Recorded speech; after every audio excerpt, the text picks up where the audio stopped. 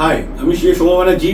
আজকে আমরা যে টপিকের উপর ডিসকাস করব সেটা হচ্ছে জিএসটি অন রেন্ট। আমরা অনেকেই বিজনেস ওনার বা রেস্টুরেন্ট ওনার যারা রেন্টে বিজনেস সেট আপ, ফ্যাক্টরি বা godown, any type of business set up যারা রেন্টে নিয়ে রেখেছি, যদি আমাদের ল্যান্ডলর্ড বা ল্যান্ডলেডি আনরেজিস্টার্ড হয়, তাহলে এখন আমাদের জিএসটি রিভার্স চার্জ মেকানিজমে 18% পেমেন্ট করতে হচ্ছে।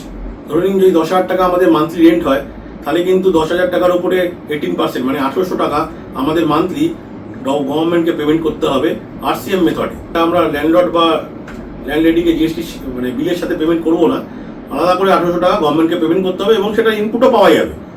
এটা খরচায় বুক হবে না, বাট জাস্ট ওয়ার্কিং ক্যাপিটালকে একটু হিট করবে। বাট এটা যদি আমরা পেমেন্ট না করি, সেক্ষেত্রে কিন্তু জিএসটি আর অ্যানুয়াল রিটার্নের সময় বা স্কুটিনি নোটিশের সময় ডিপার্টমেন্ট কিন্তু ব্যালেন্স শিটে যে আপনি অ্যাকাউন্টসটা আপডেট করবেন বা আপলোড করবেন, সেখানে কিন্তু রেন্ট থেকে তারা পেয়ে যাবে আপনি রিভার্স চার্জ কত করেছেন কি করেননি। Thank you. জিএসটি এবং অন্যান্য ফিনান্সিয়াল কনসালটেন্সি রিলেটেড আপডেট পেতে লাইক করুন এবং চ্যানেলটিকে সাবস্ক্রাইব বাটনে ক্লিক করে সাবস্ক্রাইব করুন।